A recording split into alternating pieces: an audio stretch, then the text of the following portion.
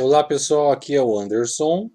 Hoje eu quero dar um toque legal para essa moçada mais nova que tem vontade de trabalhar com informática, com computador, até mesmo para quem já é mais velho e às vezes vai comprar um computador, não sabe como, sabe? Então eu acho que todo aprendizado é válido. Quando eu comecei há 30 anos atrás, a gente não tinha nada disso, né? O primeiro computador que eu lembro que eu tive contato, e depois de entrar de office boy na empresa e conseguir aquela oportunidade, foi um 286. Era uma coisa verde, estranha. Depois surgiu o 386, o 486, mas eu sempre trabalhei e sempre aprendi. Então vamos lá. Vamos entender o funcionamento e a importância de cada peça do computador. Hoje o legal da internet é isso, né? A gente não, até para montar uma videoaula você não precisa ficar digitando muita coisa, tá tudo muito fácil. Eu falo que só não aprende hoje quem não quer. Às vezes você vê uma pessoa que gasta um dinheirão no computador, principalmente essa molecada, né? Aí vai lá e não sabe formatar um computador, vai lá e paga um dinheirão para a pessoa formatar, sendo que ela mesma poderia fazer em casa e não tem, é só pesquisar na internet que você aprende a fazer. É o que eu sempre digo. Mas vamos lá. Quais são os principais componentes de um computador? A CPU, que seria essa aqui onde eu estou passando o mouse, o monitor, teclado e mouse. Tá ok? Esses são os periféricos, mais conhecidos como periféricos de entrada. Tá? E indo um pouquinho mais a fundo, vamos conhecer agora os componentes, os principais componentes internos, tá? Então vamos lá. Nós temos o processador, a memória RAM, o HD e finalmente a placa-mãe, tá ok? E claro que a gente vai ter a placa de rede, tem diversos componentes, mas vamos explicar os principais. O principal seria o processador. O processador nada mais não é nada mais do que o cérebro do computador. Tá? Então, quando a gente fala em processador, ele é o cérebro. Se você pega um computador, por exemplo, inferior, de qualidade baixa, com certeza você vai ter um computador lerdo que vai te atrapalhar em tudo. Tá? Hoje mesmo eu utilizo o i5, mas existem processadores inferiores, que são, quando você for comprar um computador e tiver lá, por exemplo, AMD, deixa eu lembrar aqui o nome do processador, principais processadores do mercado. Tá vendo como que a internet ajuda? A gente pode não lembrar de cabeça e estão tudo aqui.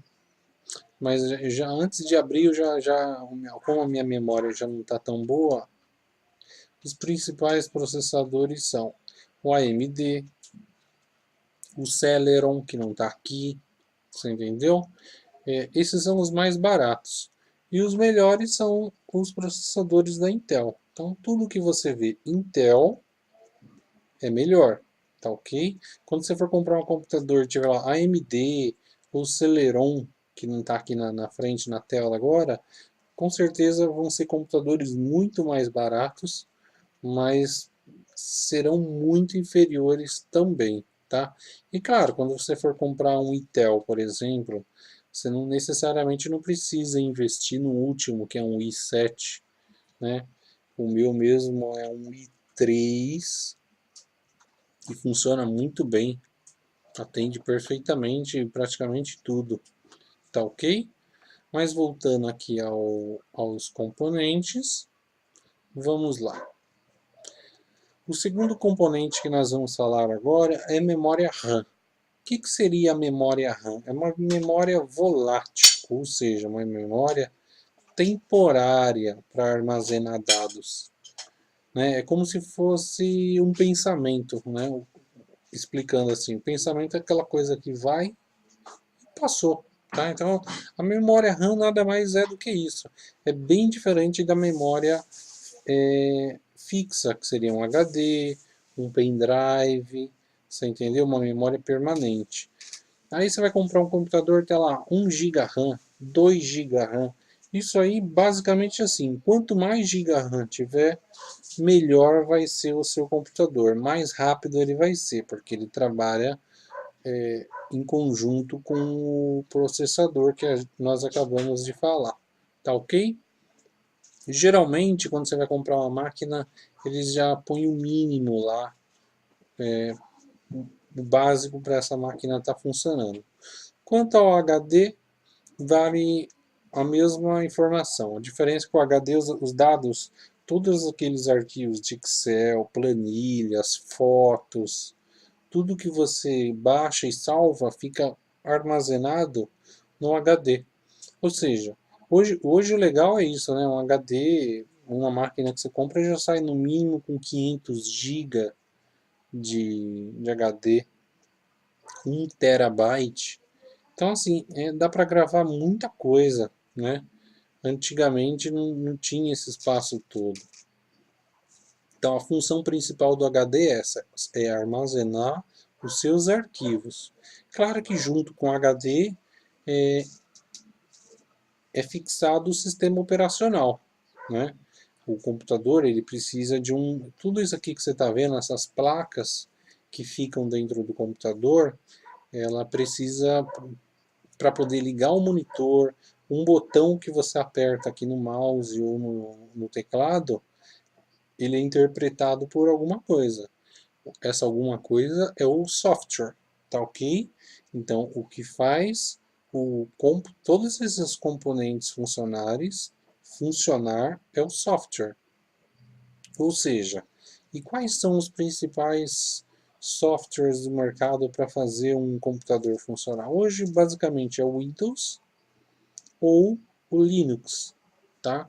Eu não vou entrar em detalhes de versões de Windows ou de Linux, mas são os dois principais do mercado atualmente. E claro, para esse componente estar conversando, quando você formata principalmente um computador, né, você passa a ter um pouco mais de contato com isso. Então, quando você formata, você vai precisar reinstalar os drivers. O que são os drivers? São os programas que fazem determinado componente funcionar, né? Então, você precisa de um driver, por exemplo, de monitor, um driver de rede.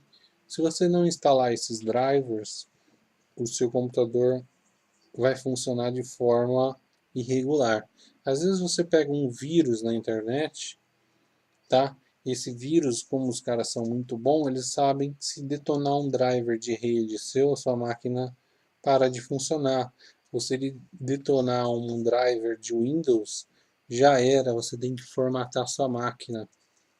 Mais para frente eu vou entrar nesse quesito de segurança para vocês não pegarem mais vírus facilmente. Mas o básico da informática para a moçadinha é isso daqui, né? Entender o que é um hardware, o que é um software, qual a função de um processador. Hoje, se vocês digitarem na internet aí, tem uma porrada de informação falando sobre isso, é o que eu falo. Só não aprende quem não quer, mesmo. Uma das funções que eu acho muito legal, de quem começou com isso há muitos anos atrás, você era obrigado a trabalhar com MS-DOS, né? Então o MS-DOS nada mais é do que são comandinhos digitados à mão. Por exemplo, quando a gente vem aqui quando a gente vem no Windows, no Explorer, tá ok? Todo mundo deve saber fazer isso. Clica no Explorer, clica no Drive C, mostra tudo que você tem. É a mesma coisa que você abrir o prompt do MS-DOS, vindo aqui no executar, cmd, você vai ter o prompt do MS-DOS, tá ok? Hoje em dia você fala, pô, mas não preciso disso, né? Tecnicamente não, mas aí seria legal para essa molecada mais nova, que de repente quer trabalhar com informática, ou seja, ele aprende através do MS-DOS a formatar um computador, aos comandos básicos que ali está, criar um diretório, por exemplo, mkdir, aula, opa, mkdir aula, mkdir tem que ser tudo junto, pronto, agora se eu entrar aqui, ó, aula, cd barra aula, tá ok? É a mesma coisa que você vir aqui e criar um diretório, tá ok? Se a gente vir aqui no Drive C, ó, já está criado aqui o diretório aula, mas na verdade eu criei através do MS-DOS. Vamos deletar, voltar um nível, rmdir aula. Pronto, já está excluído aquele diretório. Então assim, todos os comandos que são executados via interface gráfica podem ser executados via prompt. Eu posso fazer videoaulas mais avançadas sobre isso mais para frente, para essa molecada aprender a formatar um computador, tá ok? Acho que isso pode ser bastante interessante.